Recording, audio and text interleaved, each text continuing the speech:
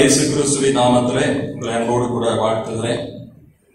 மீண்டுமாக உங்களை சந்திக்கவும் ஆண்டவருடைய வார்த்தைகளை பகிர்ந்து கொள்ளவும் ஆண்டவர் தந்த கிருபைக்காக ஆண்டவருக்கு நன்றி செலுத்துகிறேன். இந்த நாளில் நாம் சிந்திக்கும்படியாக தெரிந்து கொண்ட வேத வசனம் ரோமர் 12:12. நம்பிக்கையிலே சந்தோஷமாயிருங்கள், உபத்திரவத்திலே பொறுமையாயிருங்கள், ஜெபத்திலே உறுதியாய் தரித்திருங்கள். அப்போஸ்தலனாகிய பவுல் இந்த ரோமாபுரி சபைக்கு அநேக ஆலோசனைகளை எழுதுகிறார். அதுல இந்த வசனத்திலே 3 காரியங்களை குறிப்பிடுகிறார். ஒன்று, நம்பிக்கையிலே சந்தோஷமாயிருங்கள். 2, உபத்திரவத்திலே பொறுமையாயிருங்கள். 3, ஜெபத்திலே உறுதியாய் தரித்திருங்கள். இன்னைக்கு இந்த 3 காரியங்களையும் நமக்கு தியானிக்க நேரம் இல்லை. ஆகவே நான் முதல் வசனத்தை மட்டும் கொஞ்சம் விளக்கமாக உங்களோடு பகிர்ந்து கொள்ள விரும்புகிறேன். நம்பிக்கையிலே சந்தோஷமாயிருங்கள். ஒரு விசுவாசிக்கு ஆண்டவர் கொடுக்கிற ஒரு ஆலோசனை, நம்பிக்கையிலே சந்தோஷமாயிருங்கள். சந்தோஷமாய் இருக்க வேண்டும் என்றுதான் எல்லா மனிதர்களும் விரும்புகிறார்கள். யாரோட சிறு பிள்ளைகள் இருந்து முதியவர்கள் வரைக்கும் நாம் மகிழ்ச்சியாக இருக்க வேண்டும், சமாதானமாய் இருக்க வேண்டும், சந்தோஷமாய் இருக்க வேண்டும் என்பதுதான் எல்லாருடைய விருப்பம். வேதமும் அதைத்தான் சொல்கிறது. பிலிப்பியருக்கு நிருபத்திலே இதே பவுல் எழுதும் போது 4ஆம் அதிகாரம் 4ஆம் வசனத்திலே எப்பொழுதும் சந்தோஷமாயிருங்கள், கர்த்தருக்குள் எப்பொழுதும் சந்தோஷமாயிருங்கள், சந்தோஷமாயிருங்கள் என்று மறுபடியும் சொல்கிறேன். ஆகவே ஆண்டவருடைய பிள்ளைகளும் சந்தோஷமாய் இருக்க வேண்டும் என்றுதான் ஆண்டவர் விரும்புகிறார். அதே பாத்தீங்கன்னா எப்பொழுதும் சந்தோஷமாயிருங்கள் அப்படின்னு ஒரு வேலை சொல்கிறார். இது சாத்தியமான காரியமா? இது முடியுமா? மனித வாழ்க்கையிலே அவர்கள் விரும்புகிற காரியம் நடக்கும் போது, அவர்கள் கேட்கிறதெல்லாம் கிடைக்கும் போது, அவர்களுக்கு விருப்பமானதெல்லாம் நிறைவேறும் போது எல்லாருமே சந்தோஷமா இருப்பாங்க. இது கிறிஸ்தவர்களா இருந்தாலும் சரி, கிறிஸ்தவர்கள் அல்லாதவர்களா இருந்தாலும் சரி, யாருமே அதனுடைய விதிவிலக்கல்ல. ஆனால் நமக்கு விருப்பமில்லாத காரியம் நடைபெறும் போது, பல துன்பங்கள் நம்மை சூழ்ந்து கொள்ளும் போது, பல தோல்விகள் நம்மை வந்து சேரும் போது, கஷ்டங்கள் வரும்போது எப்படி சந்தோஷமா இருக்க முடியும்? யாராலும் இருக்க முடியாது. ஆனால் வேதம் சொல்கிறது, அதுக்குதான் நீங்க கர்த்தருக்குள் எப்பொழுதும் சந்தோஷமாயிருங்கள்.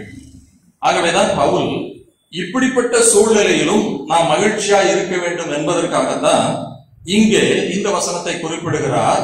மாறுபட்ட சூழ்நிலையிலே நாம் சந்தோஷமா இருக்க வேண்டுமானால் அதற்கு ஒரு வழிதான் நம்பிக்கையிலே சந்தோஷமா இருங்கள். நம்பிக்கையிலே சந்தோஷமா இருங்கள் அப்படின்னா என்ன அர்த்தம்? நான் ஒரு உதாரணத்தை சொல்லுவேன். சிறு பிள்ளைகள் பாடசாலைக்கு போவாங்க. இப்ப ஒரு பிள்ளை இருக்குது, அது கஷ்டப்பட்ட வீட்டில் இருக்கிறது. அந்த பாடசாலையில எல்லா பிள்ளைகளும் புது ட்ரெஸ், யூனிஃபார்ம் எடுத்தாச்சு, பேக் வாங்கியாச்சு, ஷூ வாங்கியாச்சு, புக் வாங்கியாச்சு, எல்லாம் வாங்கியாச்சு. ஆனா இந்த பிள்ளைக்கு இது வரைக்கும் அவங்க ஒண்ணு வாங்கி கொடுக்கல. ஒவ்வொரு நாளும் மற்ற பிள்ளைகளை பார்க்கும் போது இதற்கு கஷ்டமா இருக்கும், நமக்கு இல்லையேன்னு சொல்லி. இப்ப அன்றைக்கு மாலையில வீட்டுக்கு வருகிற அந்த பிள்ளை தகப்பனார் சொல்கிறேமா, நாளைக்கு உனக்கு ஷூ, ட்ரெஸ், புக்ஸ் எல்லாமே உனக்கு வாங்கி தந்துடுறேன், அது கூட நிறைய சாக்லேட் கூட உனக்கு வாங்கி தரேன் அப்படின்னு சொல்றாரு. இப்ப அடுத்த நாள் இந்த பிள்ளை பள்ளிக்கு செல்லுகிறது. இந்த பிள்ளையினுடைய முகத்துல என்ன இருக்குது? மகிழ்ச்சி. ஒன்னும் கிடைக்கல, நேற்று மாதிரி தான் இன்னைக்கு இருக்குது. ஆனால் தகப்பனார் நாளைக்கு வாங்கி தருகிறேன் என்ற சொன்னதனுடைய நம்பிக்கையின் ஒரு மகிழ்ச்சி. போவா, எனக்கு நாளைக்கு பேக் கிடைச்சிடும், நாளைக்கு எனக்கு ட்ரெஸ் கிடைச்சிடும், எங்க அப்பா நிறைய சாக்லேட் வாங்கிட்டு வருவாங்க, உனக்கெல்லாம் தாரேன். அந்த அளவுக்கு அந்த பிள்ளைக்குள்ளே ஒரு மகிழ்ச்சி. சூழ்நிலை மாறவில்லை, ஆனால் தகப்பனாருடைய வார்த்தையில் உள்ள நம்பிக்கை ஒரு மகிழ்ச்சியை கொடுக்கிறது. இதுதான் நம்பிக்கையிலே சந்தோஷம். இதுக்கு இந்த நம்பிக்கையிலே சந்தோஷம் என்பது அனைவருக்குள்ளே இருக்கிறது. நான் வாலிப பையனா இருக்கும் போது 1985 வருடம் நினைக்கிறேன், மே மாதம், என்னுடைய சொந்த ஊர் பாளையங்கோட்டைக்கு அருகில் உள்ள ஊர்.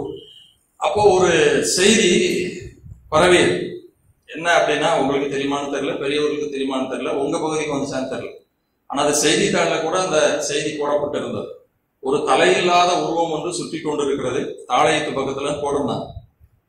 அது செய்தித்தாளில் கூட வந்தது. அது இரவு நேரம், இருண்ட நேரத்திலே வீடுகளினுடைய கதவை வந்து தட்டுகிறது. தெரியாம கதவை திறந்துட்டா அரண்டி விடுகிறது நகத்தை வச்சுன்னு சொல்லி ஒரு பெண் பேட்டி கொடுத்தது கூட பேப்பர்ல வந்துச்சு. அப்ப டிவி கிடையாது.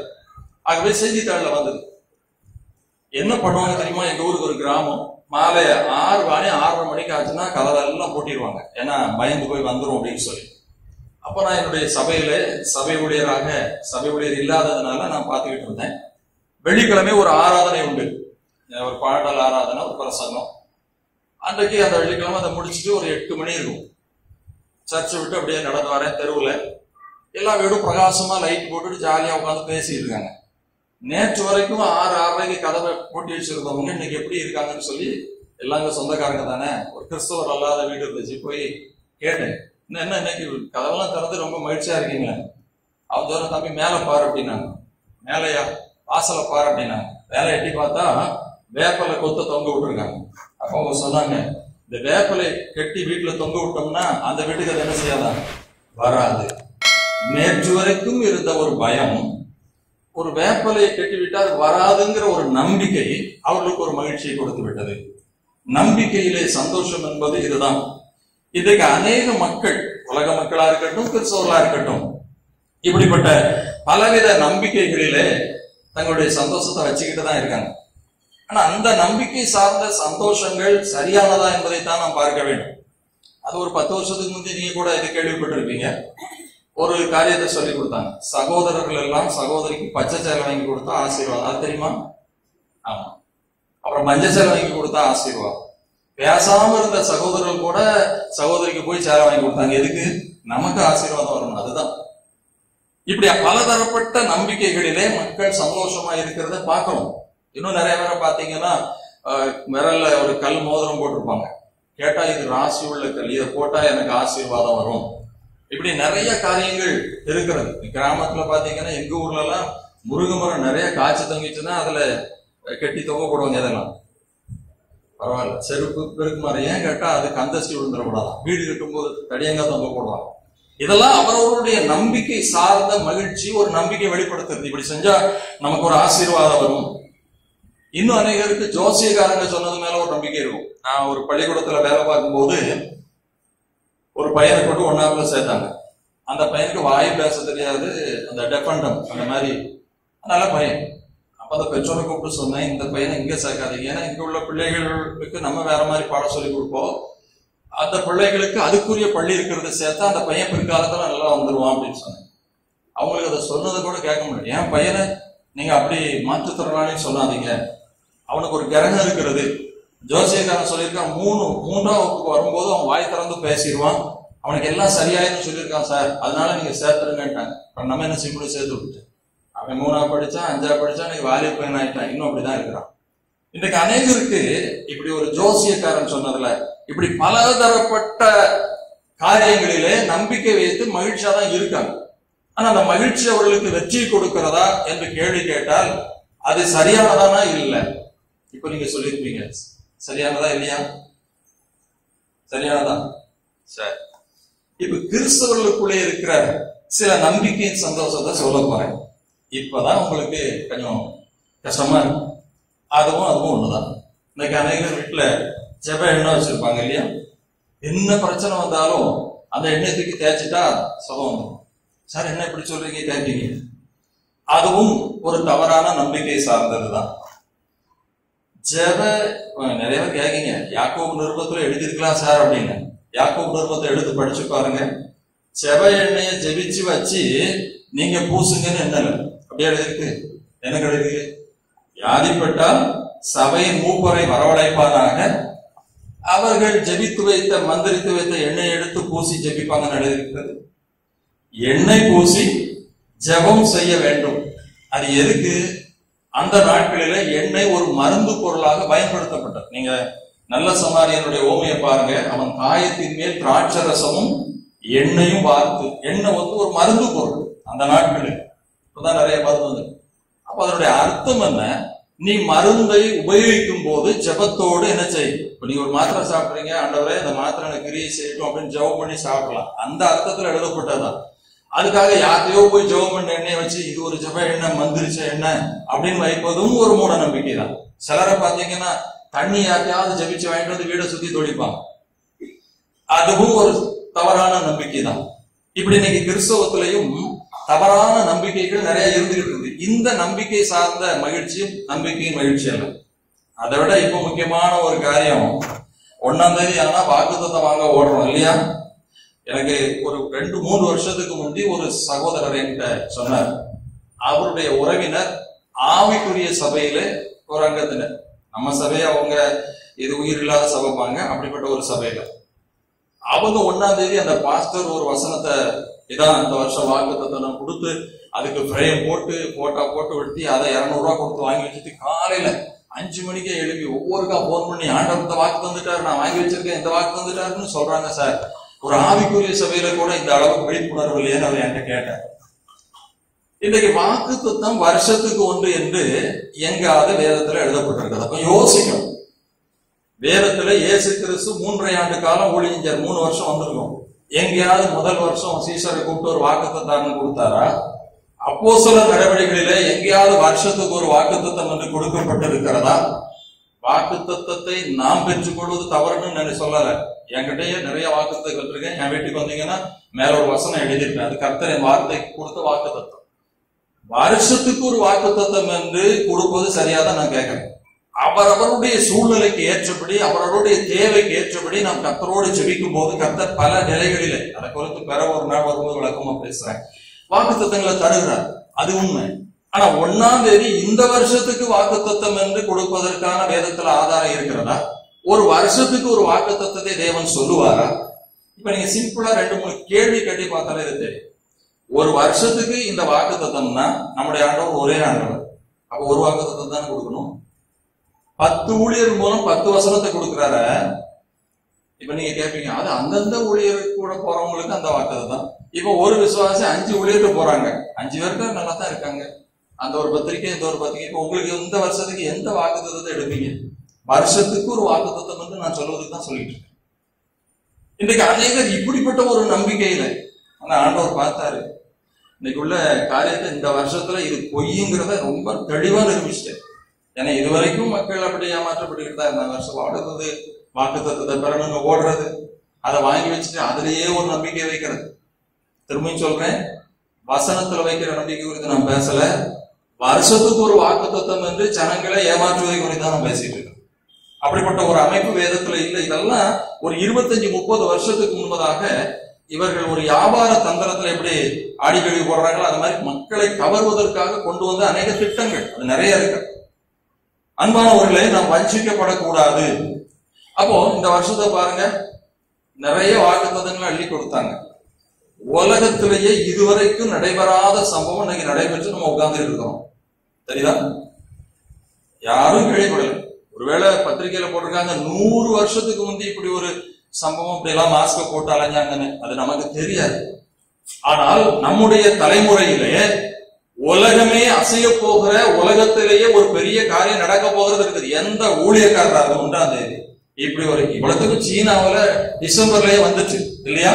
டிசம்பர்லயே சீனாவில வந்துச்சு. கெஸ் பண்ணி சொன்னா கூட சொல்லலாம், இதே வைரஸ் இங்க வரப்போகிறது, ஒரு பெரிய லாக்டவுன் இருக்கிற போகிறது, தேசமே முடங்க போறது, வியாபாரம் தடைபட போகிறது. யாராவது சொன்னாங்களா? சொல்ல முடியாது. ஏனென்றால் இவைகள் வேதத்துக்கு உகந்தது அல்ல. அதனாலதான் ஆண்டவர் எல்லாத்தையும் பொய்யாக்கி போட்டு இன்னைக்கு விசுவாசிகள் அப்படியாவது கண் திறக்கட்டும், வருஷத்துக்கு ஒரு தீர்க்க தரிசனம், வருஷத்துக்கு ஒரு வாக்குத்தத்தம் ஓடாதீங்க அப்படிங்கிறத வெளிப்படுத்துவதற்கு தான் செய்தாரோ என்று நான் நினைக்கிறேன். ஒரு என்னத்தையாவது பொத்தாம் பொதுவா சொல்றது, அது நடக்கலாம் அப்படியே விட்டுருவாங்க. ஏதாவது கொஞ்சம் லிங்க் ஆகுற மாதிரி நடந்தா அதை எடுத்துட்டு அது கூட ஜாயின் பண்ணி உண்மையிலே தான் நடக்குது. இது தேவையற்ற. ஏனென்றால் 2000 ஆண்டுகளுக்கு முன்பதாகவே கடைசி காலத்துல என்ன நடக்கும் என்பதை என் தேவன் இந்த வேதத்துல எழுதி கொடுத்து விட்டார். இனிமே ஒரு புதிய தீர்க்க தரிசனமோ புதிய காரியமோ அவசியம், அதுக்குள்ளதான் எல்லாம் நடக்குது. கொள்ளை வரும், பஞ்சம் வரும், அது எப்ப நடக்கும், எங்கே நடக்கும், அது எழுதப்படல. ஆனா நடக்கும், அது நடந்துட்டு தான் இருக்குது. சுனாமி வரும்போது அப்படிதான், யாரும் சொல்லல. முடிஞ்ச பிறகு நான் சொன்னேன், நீ சொன்ன பழைய வீடியோ தூக்கி போட்டுக்கிட்டு. அன்பான தேவனுடைய பிள்ளைகளை எச்சரிக்கையா இருக்க வேண்டும். அதுல ஒரு பெரிய வேடிக்கை என்னன்னா, முன்னெல்லாம் சும்மா சொல்லிட்டு போயிடலாம். இப்ப சமூக வலைதளங்கள்ல இந்த கண்கொத்தி பா மாதிரி நிறைய பேர் இருக்காங்க. கப்புன்னு பிடிச்சுக்கிட்டு உடனே திரும்ப அதை போடுறாங்க. நான் எந்த கூட்டத்துக்கு போனதும் இல்லை. அதுல 2 நிகழ்ச்சிகளை நான் பார்த்தேன். ஒரு நிகழ்ச்சி 5 ஜோசியக்காரர்களை மேடையில் வச்சுக்கிட்டு இந்த வருஷத்தின் துவக்கத்துல பேட்டி எடுத்திருக்காங்க. 5 பேருமே இந்த வருஷம் நல்லா இருக்கும், இந்த வருஷம் ஆசீர்வாதமா இருக்கும், கேது அங்க போயிருக்கிறான், ராகு இங்க வருகிறது, இந்த பார்வை இங்க விழுது, அதனால பொருளாதாரம் செழிக்கும், தேச ஆசீர்வாதம் இருக்கும், 5 ஜோசியர் சொன்னாங்க. அதை இப்ப மே மாசம் எடுத்து போடுறாங்க. அவங்க சொன்ன பேட்டியை போட்டு, பேட்டி எடுத்த அம்மாவும் போட்டு இப்படி எல்லாம் சொன்னாங்க, ஒன்னும் நடக்கல. ஆனா அந்த ஜோசியர்கள் யாருமே என்ன செய்யல, பதில் சொல்லல. ஆனா நம்ம ஊழியர்களுடைய நிறைய சொல்லியிருக்காங்க, அதையும் போடுறாங்க. ஒரு முக்கியமான 3 ஊழியர்கள் இந்த வருடத்தை குறித்து சொன்னதை தூக்கி போடுறாங்க. இந்த ஆண்டு இனிமையான ஆண்டு, இந்த வருஷத்தை கண்டு நீ பயப்பட மாட்ட, இந்த வருஷம் தான் உன்னை கண்டு பயப்படும், நீ பேசுவதெல்லாம் இனிமையா இருக்கும். ஒருத்தன் கேட்கிறான், தம்பி எங்க போய் ஒழிஞ்சுக்கிட்டீங்க ஐயா இனிமேன்னு சொன்னீங்களே. இன்னொரு வருஷம் கோல்டன் இயர், செழிப்பின் ஆண்டு, இந்த ஆண்டு அமைதியின் ஆண்டு, மன ரம்யத்தின் ஆண்டு, அப்படிலாம் சொன்னதை போடுறாங்க. என்ன கோல்டன் இயரா அப்படின்னு, ரெட்டிப்பான நன்மையை தருவேன், நிறைய பேர் சொல்லியிருக்காங்க. இந்த 3ஐயும் போட்டு அவன் கேள்வி கேட்கிறான். ஆனா ஒரு பெரிய பியூட்டி என்னன்னா, அந்த ஜோசியக்காரங்க கூட நம்ம தெரியாம சொல்லிட்டோம் பாரு, வாய பண்ணிட்டாங்க. ஆனா நம்ம ஊழியக்காரங்க இருக்கா பாருங்க, இவங்க அதுக்கும் விளக்கம் கொடுக்குறாங்க. ஒரு சொல்றாரு, என்ன வேடிக்கையா, ஏன்னா நான் இதெல்லாம் குறைக்கு சொல்லல, விசுவாசிகள் சிந்திக்கணும்னு சொன்னேன். அவர் சொல்றாரு, நான் கோல்டன் இயர் சொன்னது சரிதான், இன்னைக்கு மதுபான கடை மூடிட்டு, அவன் விபச்சார விடுதிக்கு போனா அது மூடிட்டு, அவன் பஞ்சாயத்து பிள்ளைகளை கவனிக்காம ஓடனா இப்ப 1 மாசம் வீட்டுல பஞ்சாயத்து பிள்ளைகளோடு உட்கார்ந்து இருக்கிறான். என்னைய ஆசீர்வாதம். இதான் ஆண்டவர் சொன்னார். சென்னை சிட்டி மனரமியமா இருக்கும். ஆமா, சென்னை சிட்டி எப்பவும் பரபரப்பா இருந்துச்சு, இப்ப லாக்டவுன்ல அமைதியாயிட்டு இல்லையா, இதைத்தான் கர்த்தர் சொன்னார். என்ன வேதனை பாருங்க, சத்தம் கட்டாயமே இருக்கலாம், சொன்னதே சொல்லிட்டு. இப்ப பாத்தீங்கன்னா நிறைய பேர் யூடியூப் சேனல்ல அவங்க சொன்ன வாக்குத்தத்தெல்லாம் உருவிட்டு போயிட்டாங்க. இப்ப நீங்க தேடி பாத்தீங்கன்னா இப்ப நிறைய இல்ல. ஏன் மாத்தணும்?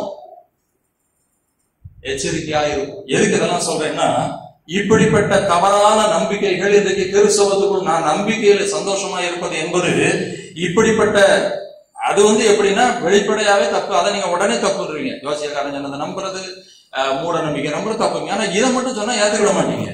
ஏன்னா இது எப்படி வருதுன்னா, ஆவிக்குரிய தோற்றம் கொண்டதா வருது.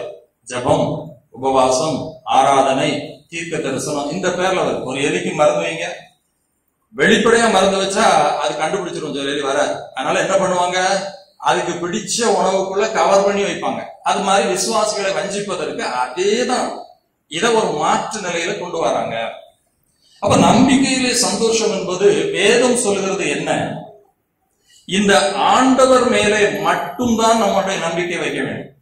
ஒரு இடத்தின் மேலேயோ, அது கோபுரமா இருந்தாலும் சரி, கூடாரமா இருந்தாலும் சரி, வீடா இருந்தாலும் சரி, ஒரு இடத்தின் மேல இங்க போன ஆசீர்வாதம் நடக்கும் நினைச்சீங்கன்னா உங்களுடைய நம்பிக்கை தேவனை விட்டு இடத்துக்கு போயிட்டு, இந்த ஊழியக்காரர் ஜெபித்தால் அற்புதம் நடக்கும்னு போனீங்கன்னா மனுஷன் மேல போயிட்டு, அது ஊழியக்காரர் தான் மனுஷன் தான். இந்த பொருளின் மேலே நம்பிக்கை என்றால் அதுவும் உங்களுடைய நம்பிக்கை தவறு. நம்முடைய நம்பிக்கை ஆண்டவர் மேலே மட்டும்தான் இருக்க வேண்டும். இது தவிர இன்னும் அநேகருக்கு சில நம்பிக்கை இருக்கிறது. அதுதான் எரேமியா தீர்க்கதரிசி சொல்கிறான். எரேமியா 17ஆம் அதிகாரம் 5-6 வாசிங்க. இங்கே ஆண்டவர் சொல்லுகிறார், மனுஷர் மேல் நம்பிக்கை வைக்கிற மனிதனுடைய நிலை எப்படி என்பதை குறித்து. இன்னும் அதை எரேமியா 9ஆம் அதிகாரத்தில் சொல்லுகிறார். 23ஆம் வசனத்திலே, ஞானி தன் ஞானத்தை குறித்து மேன்மை பாராட்ட வேண்டாம், பராக்கிரமன் தன் பராக்கிரமத்தை குறித்து மேன்மை பாராட்ட வேண்டாம், ஐஸ்வர்யவான் தன் ஐஸ்வர்யத்தை குறித்து மேன்மை பாராட்ட. இதெல்லாம் என்ன அர்த்தம்? இதெல்லாம் நம்பிக்கை வைக்காத. இன்றைக்கு மனிதனிடத்துல பணத்தின் மேல் நம்பிக்கை வைக்கிற மனிதர்களுடைய ஒரு கூட்டம் இருக்கு. பணம் வந்துச்சுன்னா ஒரு நம்பிக்கை உங்களுக்கு வந்துடும். என்ன என்ன என்ன செய்ய முடியும், என்கிட்ட பணம் இருக்கிறது. இங்க வேதாகமத்துல பாத்தீங்கன்னா லூக்கா 12ஆம் அதிகாரத்திலே இயேசு கிறிஸ்து ரோமை சொல்லுகிறார். ஒரு ஐஸ்வர்யம் உள்ள மனிதன் இருந்தான், அவனுடைய நிலம் நன்றாய் விளைந்திருந்தது. அவன் சொன்னான், என் களஞ்சியத்தை இடிச்சு பெருசா கட்டுவேன், கட்டி எல்லாத்தையும் சேர்த்து வச்சுட்டு சொல்லுவேன், என் ஆத்மாவே புசித்து குடித்து திருப்தியாயிரு. எத்தனை வருஷத்துக்கு உனக்கு சொத்து சேர்த்து வச்சிருக்கிறேன், கவலைப்படாத. அந்த பணத்தின் மேல் உள்ள நம்பிக்கை தவறானது, அது நிலையானது அல்ல என்பதை ஆண்டவர் அங்கே சொல்லிய மதிகேடனே, வாக்குமா இந்த ராத்திரில எடுக்கப்பட்டு போமானால் நீ சேர்த்தது யாருடையது? இன்னைக்கு பணத்தின் மேல நம்பிக்கை நமக்கு சந்தோஷத்தை கொடுக்காது. பணத்தின் மேல் நம்பிக்கை எப்போதும் நமக்கு பாதுகாப்பு அல்ல. இப்போ 10 நாளைக்கு முந்தைய வாட்ஸ்அப்ல ஒரு செய்தி வந்தது. ஒரு பெரிய டிசைனர், பெரிய கோடீஸ்வரி, அந்த அம்மாவுக்கு கேன்சர், மருத்துவமனையில போய் படுத்து கடைசி கட்டத்துல, அது கூட இப்ப என் செல்லுல கிடைக்குது, கடைசி கட்டத்துல மரிப்பதற்கு முன்பதாக எழுதினாங்க, உலகம் இப்பொழுதுதான் எது உண்மை என்பது எனக்கு தெரிய வந்திருக்கிறது. என்னிடத்துல பெரிய பெரிய பங்களாக்கள் இருக்கிறது. ஆனால் நானும் ஒரு மருத்துவமனையில் ஒரு சிறிய அறையிலே தான் தங்கி கொண்டிருக்கிறேன். என்னிடத்துல கலர் கலராய் அழகழகான விலையுயர்ந்த புடவைகள் இருக்கிறது. ஆனால் இன்றைக்கு மருத்துவமனை கொடுத்த இந்த ட்ரெஸ்ஸை தான் நான் அணிந்து கொண்டிருக்கிறேன். என்னிடத்துல விலை உயர்ந்த கார்கள் இருக்கிறது. ஆனா இன்னைக்கு இந்த ஸ்ட்ரக்சர்ல தான் நான் சுத்தி வர்றேன். நான் நினைச்ச விலை உயர்ந்த ஹோட்டல்களை போய் தங்குவேன். பெரிய பெரிய இடங்களுக்கு நான் வாரந்தோறும் போவேன். ஆனா இன்னைக்கு நான் இந்த மருத்துவர் கொடுக்கிற சாப்பாடு தான் சாப்பிட வேண்டியிருக்கிறது. நம்ம அப்படி தொடர்ந்து எழுதுறோம். ஒன்றும் இல்லை வீண். அன்பான தேவனுடைய பிள்ளைகளை, எந்த காரியத்தின் மேல நம்பிக்கை வைத்தாலும் அந்த நம்பிக்கை நமக்கு உண்மையான மகிழ்ச்சியோ நிலையான மகிழ்ச்சியோ கொண்டு வர போகிறதில்லை. சிலருக்கு பலத்தின் மேல் நம்பிக்கை இருக்கும், பாதுகாப்பு இருக்கிறது. அதுவும் கூட நமக்கு சரித்திரத்திலே சார்ந்து நம்முடைய மறைந்த பிரதமர் இந்திரா காந்தி அம்மையாருக்கு எதை நம்பி போனாங்க? அவங்கள பாதுகாக்க வச்ச வீரரை நம்பிதான் அந்த குண்டு துளைக்காத உடை அணியாம போனாங்க. ஆனா அதே அவர்களுக்கு பாதுகாப்பு இல்லாமல் போய்விட்டு, அப்படிப்பட்ட ஒரு உலகம். ஞானத்தின் மேல சிலருக்கு நம்பிக்கை. அதுதான் இன்னைக்கு கொரோனா உலகத்துக்கே ஒரு காட்சியத்தை காட்டிட்டு பாருங்க. இன்னைக்கு விஞ்ஞானம் எவ்வளவு வளர்ந்திருக்கிறது. ஒரு ஒரு சிரிப்பு போட்டோம்னா ஒரு தாய் சிங்கம் சிரிச்சுதான். உடனே குட்டி சிங்கம் கேக்குது, அம்மா எதுக்குமா சிரிக்கிறீங்க? அது ஒண்ணும் இல்லம்மா, இந்த மனுஷன் செவ்வாய் கிரகத்துல போய் கால் வைக்கன்னு பேசிக்கிட்டு இருந்தான். இப்ப வீட்டு வாசலுக்கு வெளியே கூட கால் வைக்க முடியாமடி வீட்டுக்குள்ளேயே பூட்டி கிடக்கும். அந்த லாக்டவுன் பீரியட்ல போட்டான். எத்தனை உண்மை பாருங்க. இன்னைக்கு இவ்வளவு விஞ்ஞானம் வளர்ச்சி, ஞானம் வந்துட்டு என்னெல்லாம் கண்டுபிடிச்சா. ஒரு வைரஸ் கண்ணுக்கு தெரியாது, இதை ஒருவரால் ஒழிக்க முடியல. இன்னைக்கு எத்தனை மாசம் ஆச்சு? 10 மாசத்தை தாண்டி ஆச்சு, இன்னும் தடுப்பூசி கண்டுபிடிக்கல. இதாங்க தேவனுடைய செயல். உன்னுடைய ஞானம் தேவனுக்கு முன்பதாக ஒன்றுமில்லை. நல்லா யோசிச்சு பாருங்க. இவ்வளவு கண்டுபிடிப்பை கண்டுபிடித்த ஒரு மனிதனால் ஒரு மனிதர் உடலுக்குள் இருக்கிற ஒரு வைரஸை ஒழிக்க முடியல. உலக நாடு, ஒரு நாடு இல்ல, உலக நாடுகளாலே, பெரிய வல்லரசுகளால முடியல. ஓடி ஓடி ஒழியக்கூடிய நிலை. மூடிக்க ஒதுக்கி உட்கார்ந்து இதான் சொல்ல முடியுது. நம்முடைய ஞானம் பெயரற்றது. அதனாலதான் வேதம் சொல்கிறார், உன்னுடைய நம்பிக்கை ஆண்டவர் மேல மட்டும்தான் இருக்க வேண்டும். அந்த மகிழ்ச்சி தான் உனக்கு நிலையான மகிழ்ச்சியை கொடுக்கும். வேதத்துல தாவீதை குறித்து வாசிக்கிறோம். தாவீது அதற்கு ஒரு நல்ல உதாரணம். சங்கீதம் 40:4 வாசித்து பாருங்க. அகங்காரிகளையும் பொய்யை சார்ந்திருக்கிறவர்களை நோக்காமல் கர்த்தரையே தன் நம்பிக்கையாய் வைத்திருக்கிற மனுஷன் பாக்கியவான். சங்கீதம் 71:5 எழுதுகிறார், கர்த்தராகிய ஆண்டவரே, நீரே என் நோக்கமும் என் சிறு வயது தொடங்கி என்னுடைய நம்பிக்கையுமாயிருக்கு. உண்மையிலே தாவீது சின்ன வயசுலேயே கர்த்தரையே நம்பணும். அவனுடைய வாழ்க்கையை பாருங்க. ஆடுகள் ஆடு மேய்க்கிறான், கரடிகள், யார் உதவி இல்லை. அவன் கர்த்தர் மேல் வைத்த நம்பிக்கை அந்த சிங்கத்தையும் கரடியவன் அடித்து கொன்று விடுகிறான். சாமுவேல் ராஜாவை தேர்ந்தெடுப்பதற்கு வர்றான். அவன் தகப்பன் 7 பேரும் கூட்டு விட்டுட்டான். ஆனா தாவீதை நினைச்சு கூட பார்க்கல. நல்லா யோசிச்சு பாருங்க. பிள்ளைய அனுப்புனா 8வது ஆளையும் சொல்லிருக்கணும். அப்புறம் சாமுவேல் தான் கேட்கறான், எப்பா ஆண்டவர் யாரையும் தெரிந்து கொள்ளலையே, உனக்கு இவ்வளவுதானா பிள்ளைகள்னு கேட்கும் போதுதான், இல்ல இல்ல இன்னொருதான் இருக்கான், அவனை கூப்பிடு. கர்த்தர் மேல் வைத்த நம்பிக்கை கூப்பிட்டு அவனை ராஜாவாய் தேவன் மாற்றினான். கோலியாத்தை எதிர்த்து போறான். என்ன நம்பிக்கையில போனான்? ட்ரெஸ்ஸ கூட போட்டு விட்டாங்க. எப்பா நீ பாதுகாப்பா போ. வேண்டாம், கலைஞ்சிட்டான். வெறும் நிர்ஆயுத பாணியாக சின்ன பையனாக அவன் வாயிலிருந்து வந்த பார்த்த பாருங்க. கோலியாத்தை சிரிக்கிறான், ஆனா பாவி, எனக்கு தரத்துக்கு நீயா வந்தாரு. நீ உன்னுடைய பலத்தில ஆயுதத்தின் பலத்திலே வருகிறாய்.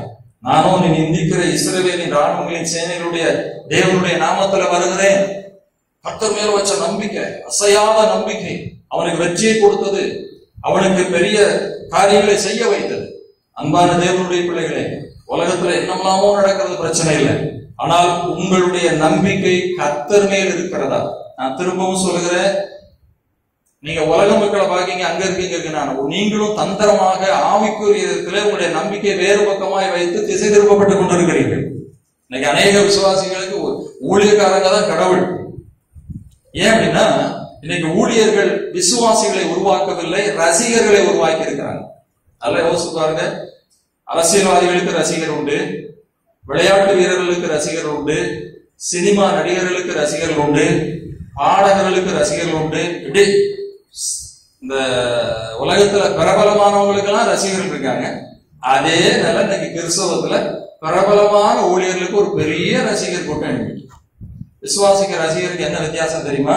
இன்னைக்கு சினிமாக்காரங்களோ அரசியல் ரசிகர்களை போய் பாருங்க, அவங்க வாழ்க்கையை பார்க்கவே மாட்டாங்க.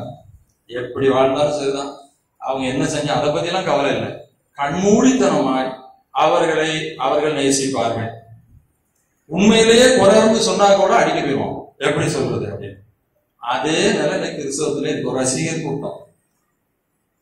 ஆனா கிறிஸ்தவம் அப்படி இல்லைங்க. ஒரு ஊழியக்காரருடைய வாழ்க்கையை நீங்க பார்க்கணும். வேதத்தின்படி வாழ்கிறாரா, வேதத்தின்படி உபதேசிக்கிறாரா பார்க்கணும். நம்ம ரசிகர் கிடையாது. நமக்காக ரத்தம் சிந்தின ஆண்டவருடைய பிள்ளைகள்.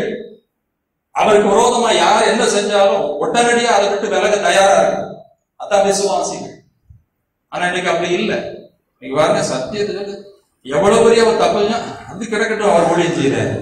எங்க வேதத்தில் இருக்கிறது?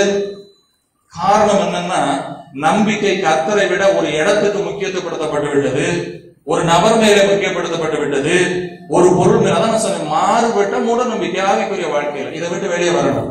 நம்முடைய ஒரே நம்பிக்கை நம்முடைய ஆண்டவர். அவர்தான் நமக்காக ஜீவனை கொடுத்தார். அவர்தான் இன்றைக்கும் சர்வ வல்லவராய் இருக்கிறார். அவர் மேல நீங்க நம்பிக்கை வச்சீங்கன்னா இப்படிப்பட்ட பொருள் வராது. அற்புதத்துக்காக எங்கேயும் ஓட மாட்டீங்க. ஏன்னா அவர் தான் என் நம்பிக்கையா இருக்கிறாரு. அவர் என்னை கைவிட மாட்டார். அவர் என்னை நடத்துவார். அவர் என்னை தள்ள மாட்டார். அவர் போதுமானவர். அவர் சர்வ வல்லவர். அந்த நம்பிக்கை நமக்கு இருக்குதா? அந்த நம்பிக்கையினுடைய மகிழ்ச்சி தான் உங்களுக்கு நிலையானதா இருக்கும், உண்மையான வெற்றியை கொண்டு வரும். அப்ப நம்பிக்கையில சந்தோஷம் என்னன்னு பார்த்துட்டோம். எது தவறான நம்பிக்கை, அந்த சந்தோஷத்தை நான் சொல்லிட்டேன்.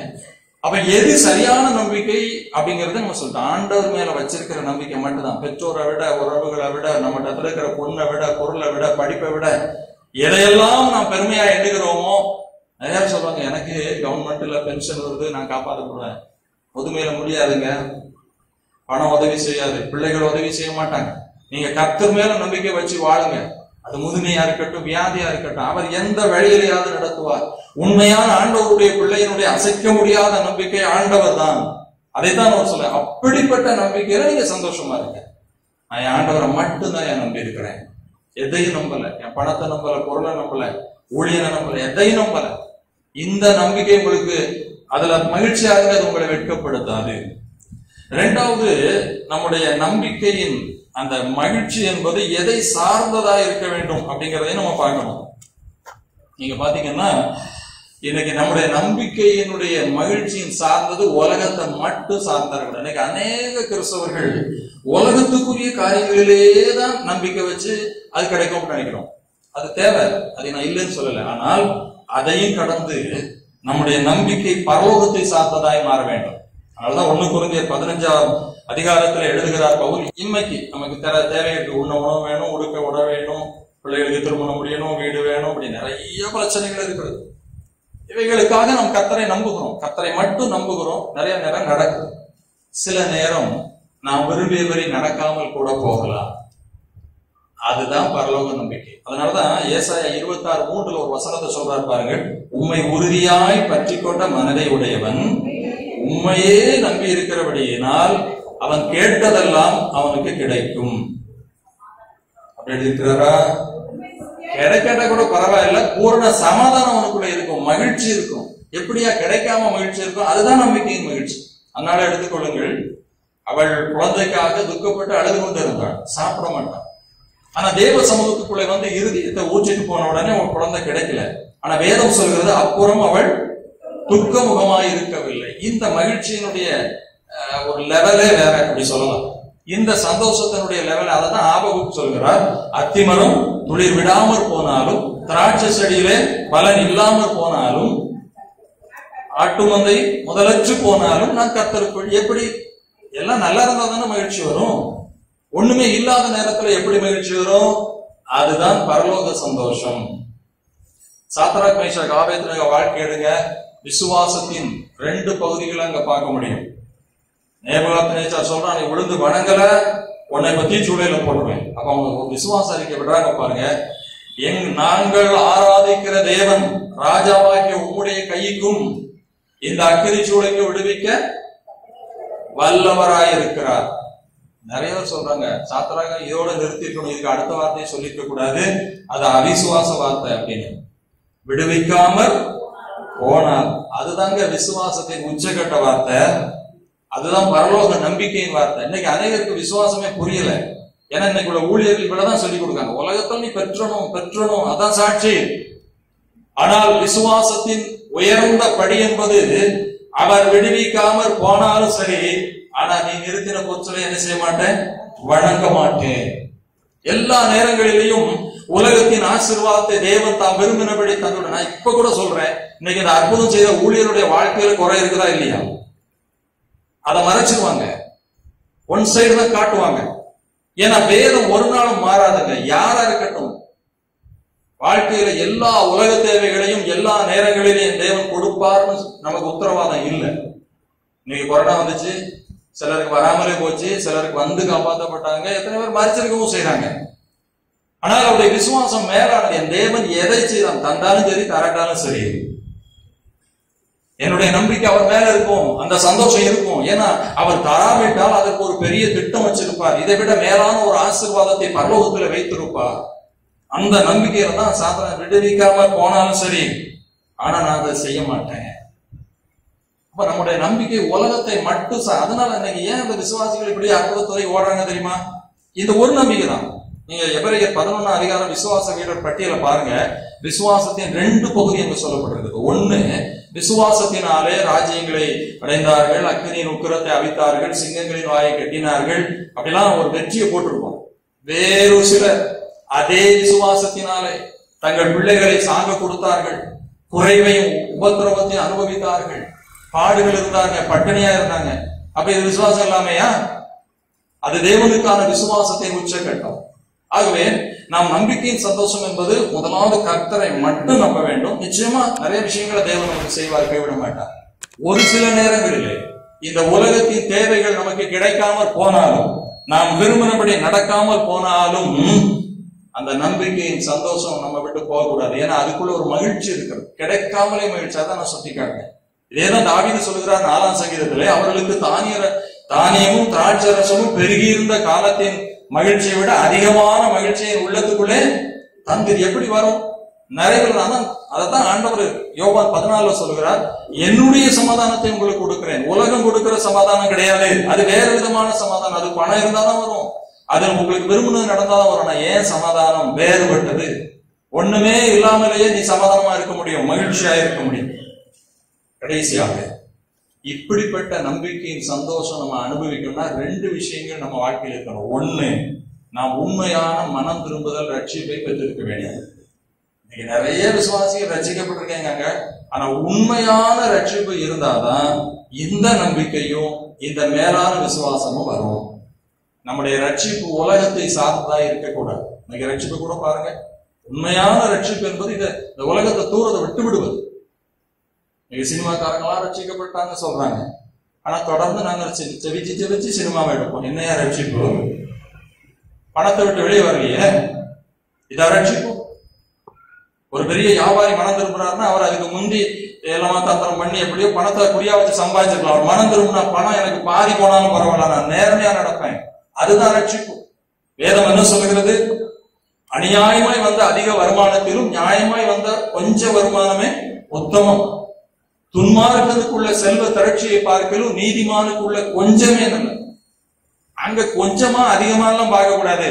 அவன் நீதிமானா, அவன் துன்மார்க்கனா, அவன் நியாயமா சம்பாதிக்கானா, அநியாயமா இதுதான் வேதம் கொடுக்குறது. ஆனா நம்ம இன்னைக்கு எப்படி பார்க்கணும்? இன்னைக்கு ஊழியர் என்ன சொல்லி கொடுக்குறாங்க? எவ்வளவு இருக்கு, அவன் ஆசீர்வதிக்கப்பட்டவன். வேதத்தின் ஒழுங்கை விட்டு மீறி விட்டோம்.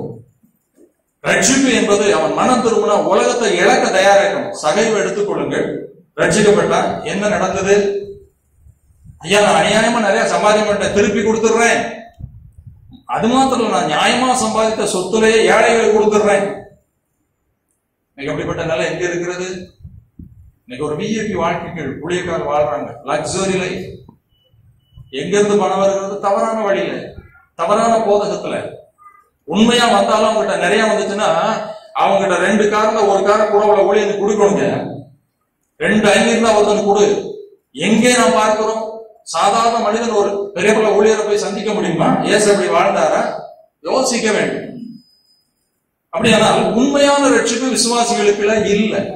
உண்மையான ரட்சிப்பு இருந்தா இதாவது தூக்கி எரிஞ்சிருவாங்க. அவங்க ஆண்டவரை பாவத்திலிருந்து எனக்கு விடுதலை தந்தீரப்பா, இதுக்கு ஈடா அந்த உலகம் நான் அநியாயத்தை நான் விட்டுருதேன். உண்மையா ஒரு மனிதன் சினிமாவில் நடந்த தூக்கி தூர போட்டு ஓடி வந்து சொல்லுவான், வேண்டாம், நான் லட்ச லட்சமா சம்பாதிக்க விட சில ஆயிரங்கள் சம்பாதித்தாலும் போது நான் மூட தூக்கினா கூட பரவாயில்லையா, ஏசு என் கூட இருக்கிறார். அதான் என் சாட்சி. நம்ம என்ன சாட்சி சொல்லிக்கிட்டு இருக்கிறோம்? பவுலப்போஸ்தலன் பெரிய கமாலியனின் பாதத்துல படிச்சவர், அவர் பெரிய ஞானி, வரலாற்றின்படி அவர் ஒரு பெரிய பணக்காரர், வளம் உள்ளவர். அதனாலதான் அந்த அதிகாரத்தை பெற்று போக முடிஞ்சு. அவர் என்ன சொல்லுகிறார்? இயேசுவை அறிகிற அறிவின் மேன்மைக்காக இதெல்லாம் குப்பரை தூக்கி போடுறேன். 2 கொரிந்தியர் 11 அதிகாரத்தில் அவர் பட்ட பாடுகளை எழுதுகிறார். எப்படி முடியுங்க? பரலோக நம்பிக்கை. இந்த பூமிக்குரிய இழக்க சம்மதிப்பாங்க பரிசுத்தத்துக்காக. அதனாலதான் 1 யோவான் 3ஆம் அதிகாரம் 3ஆம் வசனத்தை ரொம்ப அருமையா எழுதுகிறார். வாசிங்க, நம்ம முடிச்சிடும். 1 யோவான், அவர் மேல் இப்படிப்பட்ட நம்பிக்கை வைத்திருக்கிற எவனும் அவர் சுத்தமுள்ளவராய் இருக்கிறது போல தன்னையும் சுத்திகரித்துக் கொள்கிறார். தேவன் மேல உண்மையான நம்பிக்கை வைத்திருக்கிற மனிதன் சரியான ரட்சிப்பை பெற்றிருப்பான். அந்த ரட்சிப்புக்கு அடையாளம் உலகத்தை இழப்பான். எதெல்லாம் உலகத்துல தவறா வந்துச்சோ தூக்கி போட்டுவான், இழப்பான். நான் கீழே போயிட்டாலும் பரவாயில்லை, மேலான ஒரு ஆசீர்வாதம் எனக்குள்ளே வந்திருக்கிறது. இன்னைக்கு இப்படிப்பட்ட ரட்சிப்பு குறைந்து போய்விட்டது. அதுக்கு காரணம் நான் சொன்னேன், ஊழியக்காரங்க இன்னைக்கு ரசிகர்களை தான் உருவாக்குறாங்களே ஒழிய விசுவாசிகள் நம்மகிட்ட வரணுங்கிறது இல்லையா. ஒரு ஊழியக்காரன் வேண்டாமான்னு கட்டாயம் வேணும். ஊழியக்காரனுடைய பணி என்ன?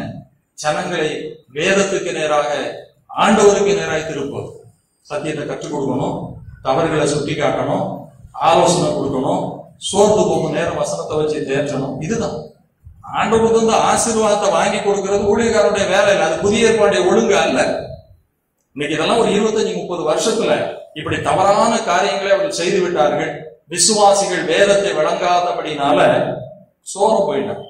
அப்படியும் கொஞ்சம் சொல்லிட்டேன்னா உடனே ஒரு உத்தரவு. இப்ப கூட நிறைய இவரெல்லாம் ஊழியக்காரனை குறை சொல்றவரையா, கொஞ்சம் யோசிக்க வேண்டும். கிறிஸ்தவம் மாறுபட்டது. நம்ம ரசிகர்களுக்காக வரல. நானே தப்பு பண்ணா கூட நீங்க ஆண்டவர் பக்கம் தான் நிக்கணும். ஒரு வசனத்தை மாத்தி பேசுறேன்னா ஆண்டவர் ஏன் என்ன பிடிக்கிறதுக்காக வரக்கூடாது. ஏன்னா நமக்காக சிலுவையில் அடிக்கப்பட்ட வரல. எவ்வளவு பெரிய ஆளா இருந்தாலும் வேத வசனத்துக்கு மாறுபட்டு போதிக்கிறார் என்று சொன்னால், வசனத்துக்கு மாறாய் வாழுகிறார் என்று சொன்னால், நீங்கள் உண்மையான இயேசுவின் ரத்தத்தால் மீட்கப்பட்டவர்களாய் இருந்தால் உங்களுக்கு அந்த வைராக்கியம் வரும். எனக்கு என்ன யார் சண்டையா? ஏனென்றால் இந்த வசனம் இப்படி சொல்லுகிறது, அப்போஸ்தலர் இப்படி வாழ்ந்தார்களே, எங்கே இது இருக்கிறது? நமக்கு அந்த வைராக்கியம் வரணும். அது இல்லை இன்னைக்கு கிறிஸ்தவர்கள். திருச்சபை எடுத்துக்கிட்டாலும் அப்படிதான். ஏன் இன்னைக்கு திருச்சபையில எலெக்ஷன், சண்டை, போட்டி எல்லாம் அங்கதான் இருக்கிறது. சத்தியத்துக்காக நிற்கிற மக்கள் ரொம்ப குறைஞ்சிட்டாங்க. அன்பான தேவனுடைய பிள்ளைகளே, ஒரு கொடிய காலத்துல வாழ்றோம். உங்களுக்கு நான் சொல்லுகிற நம்பிக்கையில சந்தோஷமா இருங்க. மாறுபட்ட சூழ்நிலையில உங்களுக்கு மகிழ்ச்சி வேணுமா? அதுதான். நம்ம எல்லாம் நடக்கும் போது சந்தோஷமா இருக்கிறது பெரிய விஷயம். அது உலகத்து மனுஷங்களே இருக்கதான் போறாங்க. ஆனா நமக்கு நம்பிக்கையிலே சந்தோஷம். அது என்ன சந்தோஷம்? ஆண்டவர் மேல வச்சிருக்கிற நம்பிக்கை. அது எப்படிப்பட்ட மகிழ்ச்சி? பரலோகத்தை குறித்த மகிழ்ச்சி. பூமியில நடக்கல, அது வேற விஷயம். ஏனென்றால் இந்த உலகம் அனித்தியமானது, கொஞ்ச காலம் வாழப்போம். எத்தனையோ சாட்சிகள் பணத்தை சேர்த்து வச்சாங்க, போற யார் எடுக்க முடியுது? எத்தனையோ அரசியல் தலைவர்கள் நமக்கு ஒரு ஒரு மாடலா இருக்காங்க, ஒரு எச்சரிப்பா இருக்காங்க. பிரபலங்கள் எத்தனையோ இருக்கு, எதையும் கொண்டு போக முடியாது. மிஞ்சி போனா கூட ஒரு 10 வருஷம், அவ்வளவுதான். ஆனா இந்த நினைப்பு ஒரு ஊழியக்காரர் கூட வரலைங்கிறத. எதுக்கு பணத்தை சம்பாதிச்சு பேர் புகழ என்ன பண்ண போறோம்?